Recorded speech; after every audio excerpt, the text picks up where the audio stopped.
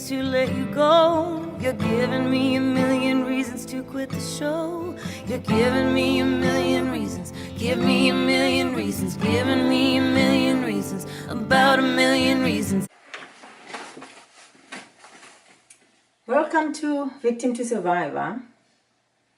Over the years, I've asked myself the same question over and over and over again, and I always come up with the same answer.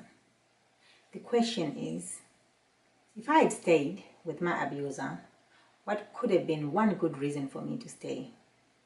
And I always come up with nothing.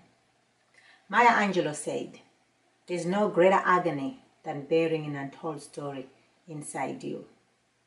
There was a point in time in my life when it occurred to me that I cannot bury my pain and past and expect to be happy.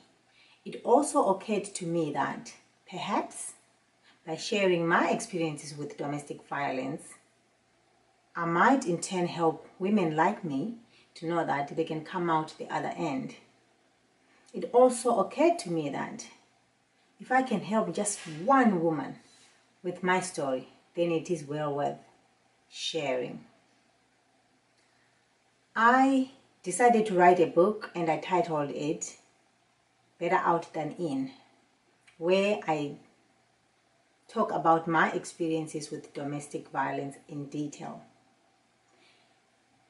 You see, Better Out Than In gave me a chance to relive some of my worst and best life experiences. From being a teenage mother in an abusive marriage to an adult, independent woman who has big goals and big dreams. I met my abuser when I was 18 years old. We met at my aunt's house. Apparently, he is related to my aunt. My aunt and my father are not blood related, but they share the same totem. And in my culture, if you share the same totem, automatically you're related. That's why I call her aunt.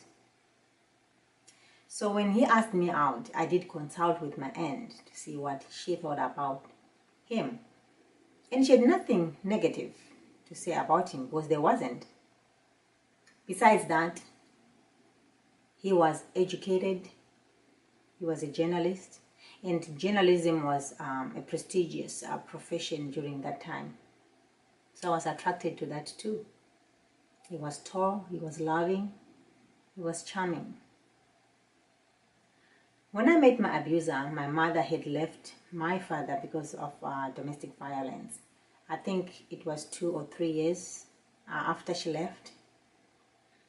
And my abuser kind of filled the gap, because I didn't feel loved.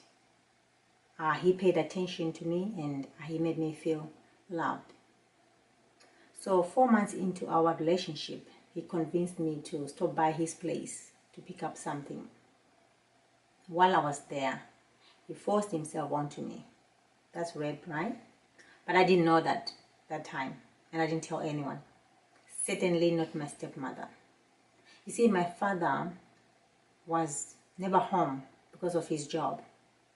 He'll be gone a week, 2 weeks, sometimes 3 weeks at a time. So my siblings and I stayed with my stepmother. So I kept my secret for a little while, then I couldn't anymore. So I told my aunt, who spoke with my abuser, and as a nice guy, he accepted full responsibility and he proposed, and we got married. We had a white wedding. But soon after the wedding, about 5 or 6 months, he started showing the abuse cycle. In my previous video, I talked about the abuse cycle, where I said, they are charming, then they isolate you, then they instill fear in you, then they beat you up, then they apologize. They say that it will never happen again. Then the cycle starts again. So as you continue watching my videos, I ask you not to feel sorry for me, because I don't feel sorry for myself. Because if I had felt sorry for myself, I wouldn't be sitting here right now recording this video. I wouldn't be what I am today, and that is a wonderful wife, awesome mother and a professional. And I ask you to do the same, no matter where you are in your life right now. Whether you're thinking of leaving or you've left or you are a survivor, like me, don't blame yourself and don't feel sorry for yourself. And always remember that walking away from an unhealthy relationship is brave. Even if you stumble a little on your way out, you're being brave. Mandy Hill. I'll see you soon in my next video. And please don't forget to comment, subscribe, and like my video. The link is down below. Bye-bye.